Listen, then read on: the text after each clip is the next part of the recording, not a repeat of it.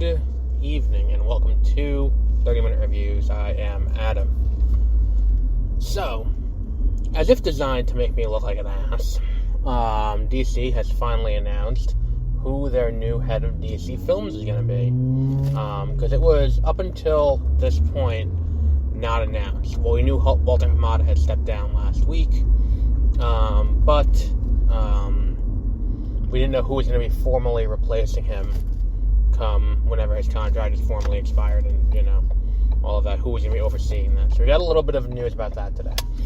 We're going to talk about that and what that means for compounding that with yesterday's announcement with, with Henry Cavill coming back. But first, as always, if you want to help support the show, go to multiworldproductions.com/pre-orders, and you can pre-order Echo Delta Part 1 and We Are Better Than Our Worst Instincts, which are coming out in late November and mid-June, respectively. Those are the next two books. They're $2.99 each on Kindle. Even if you don't want to read them, if you pre-order them for $2.99, less than the price of a comic book, you get a full 90-page or so, somewhere in that range. It's feature-length script, and it will be a full experience. I'm really liking where this is going, and we'll have a full announcement of where the full slate is going into. I think I have it scheduled out to 2027, and that'll be coming up. That'll be coming up probably this weekend. But again, that if you go to multiworldproductions.com/pre-orders, you can pre-order it there, and that will help us out. It's only $2.99. It's not a ton of money. And the proceeds go toward development of Prelude Part 1, which we got notes back on the script, and liking where this is going. Anyway, on to the... and if you're a DC fan, on that same site, maybe go to the books page and pick up Our Past Does Not Define Us, which started life as a spec script for the Rogues. If you're a DC fan, you might find something to like in that, even though there are no DC characters in it. It started life as a Rogue spec script. But, regardless, here we are.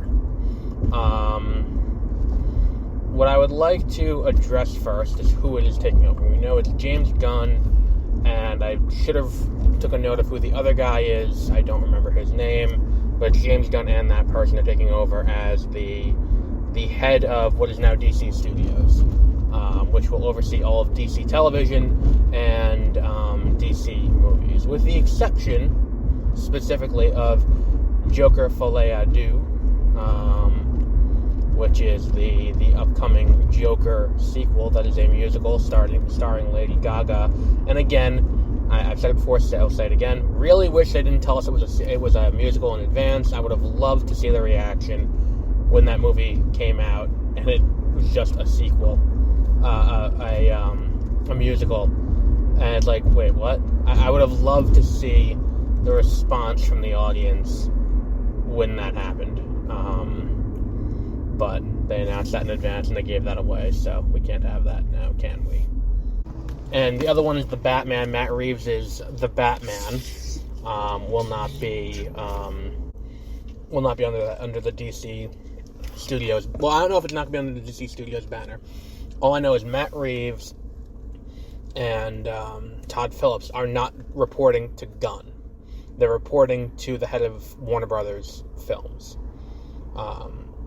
And that's significant because they don't have to worry about oversight or green lighting from them. They get to go elsewhere. And it does kind of make sense in a way, because I think that with the amount of growth that we see coming out of the universe that is the Batman, I think that if you're going to create a line item in the budget for the long term, and you want to see how that return on investment is coming, I think it makes more sense to put the Batman in its own little separate thing, so that way it's not counting towards or against the broader DC universe. But the rest of the projects will all be oversaw by James Gunn, who earlier today also had a trailer come out for Guardians of the Galaxy Holiday Special, which just looks fucking ridiculous on every front. But anyway, what we're looking at here is a very weird situation where I'm not 100% certain if this is the best way to go, but I think fans of Henry Cavill Superman can rest assured maybe I was a little too hasty yesterday, not knowing this was going to be announced today because my crystal ball was in the shop. But I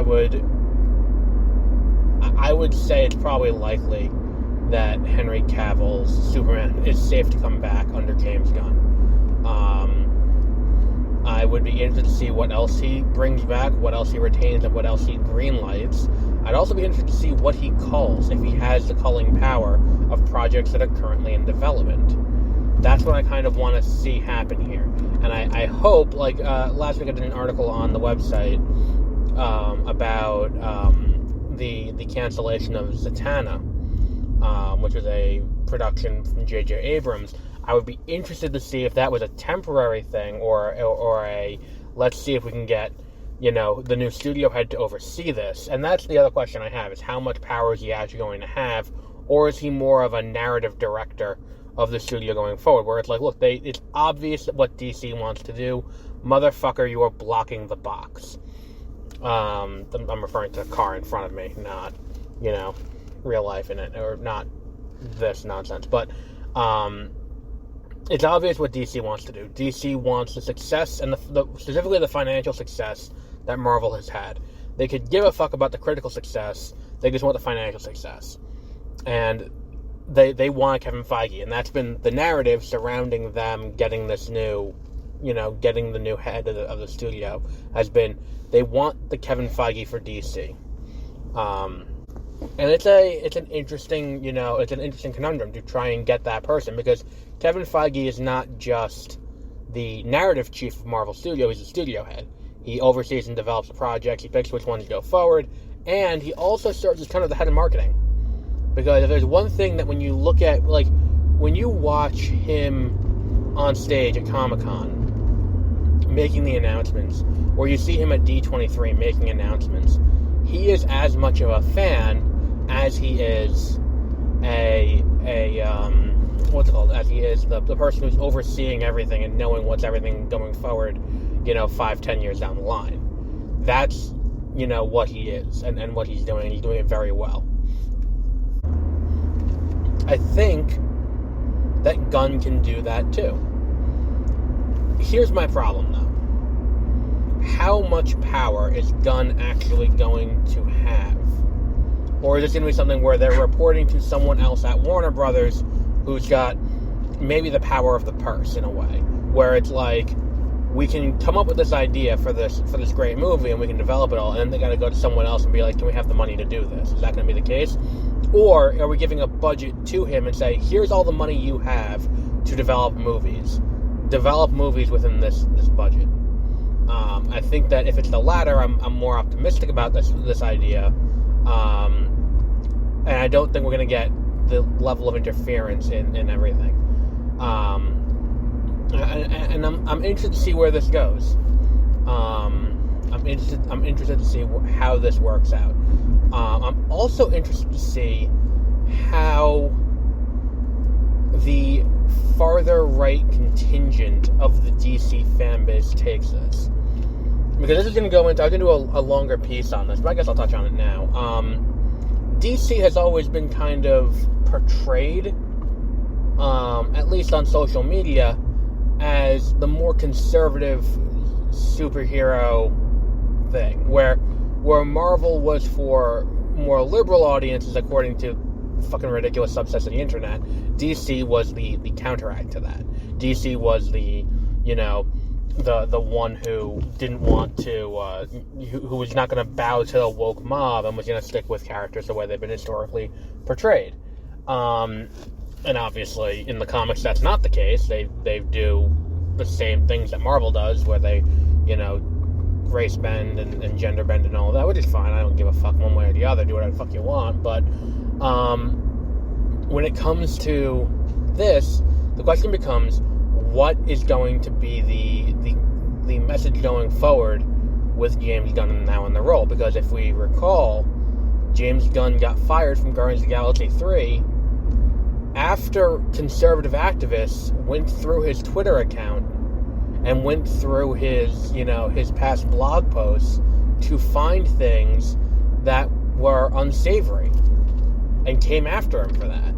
Unsuccessfully, because he did get reinstated, and between getting reinstated and going into and doing that and being fired, he was signed by DC to do Suicide Squad. And then Marvel was like, oh yeah, we'll take him back to finish this out. And I think that's the thing, is that it's like people tend to forget about that aspect of the story.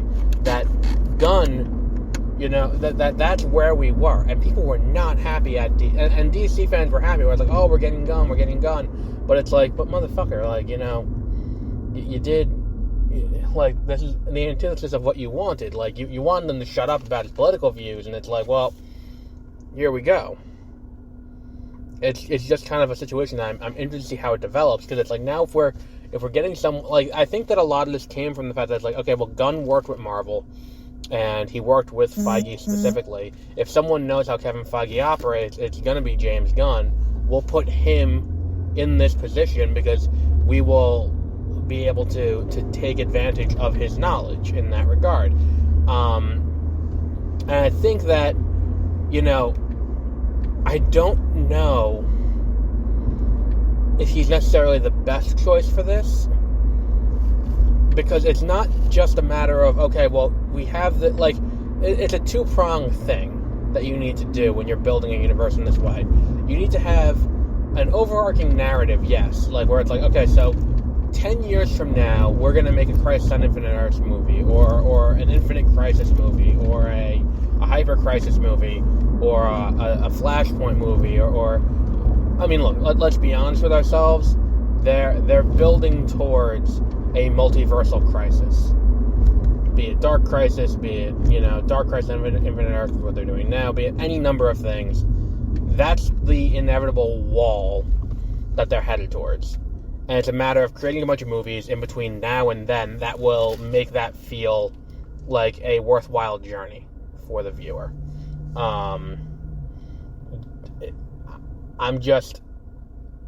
It's not just a matter of picking movies where it's like, okay, so narratively, this is where we're going. We need to have this piece, this piece, this piece, this piece, and this piece introduced, scouted around. How do we do that? And I think that's an important question, and I don't know specifically if, that aspect is easy, but, and I'm assuming Gunn knows how to read it. Maybe this isn't such a bad idea after all. Maybe I'm just sitting here and talking myself into it as I go, where it's like, Gunn probably knows what a good script looks like, so he can probably produce that. He knows what a good movie is. I guess my only hope is that, we don't end up with a bunch of, a bunch of movies that all look and feel like James Gunn movies. Because his style is unique, and it's uniquely him. But if it's every movie, it's going to very quickly get annoying. Where it's like, if it's every movie except for the Batman and, Joker 2, then I feel like it's going to very quickly get on my nerves. Where it's like, okay, can we get something that feels different? Like, in the same way that every Marvel movie may have jokes, and every Marvel movie may follow the same standard formula, to the point where She-Hulk can make a joke that it's an AI generating the ideas. Like, I feel like there's this idea that, what's it called? There's this idea that, I forgot what I was saying. I paused to yawn, I forgot what I was saying. I don't know. Well, Gunn is now in charge of the DC Universe. It remains to be seen how well this will work out in the long term. I'm rooting for him. And that's the thing I want to make very clear about this podcast. It is very infrequent, I would say rare, that I hear a news story. I may be pessimistic about where it's coming from, what it's doing, or what the outcome's going to be. That is very likely that I'll be pessimistic. That's just my personality. I'm going to look for the worst in whatever story is happening. It is rare that I will ever report on a story and be absolutely negative toward it happening, if it's an announcement. If it's some asshole saying some nonsense, which probably we'll get into tomorrow, because we do have an asshole spewing nonsense, and I'm just like, this is fucking really dumb, and people shouldn't believe this, based on just how this works. Like, the idea that, like, I'm not rooting for any of these things to not work out. I don't want, I don't want this movie, like, I want this movie to work, or whatever movies come from here, I want them to work. I just may be more pessimistic about the likelihood of it working based on information currently in evidence. And I feel like that's something that really should be addressed.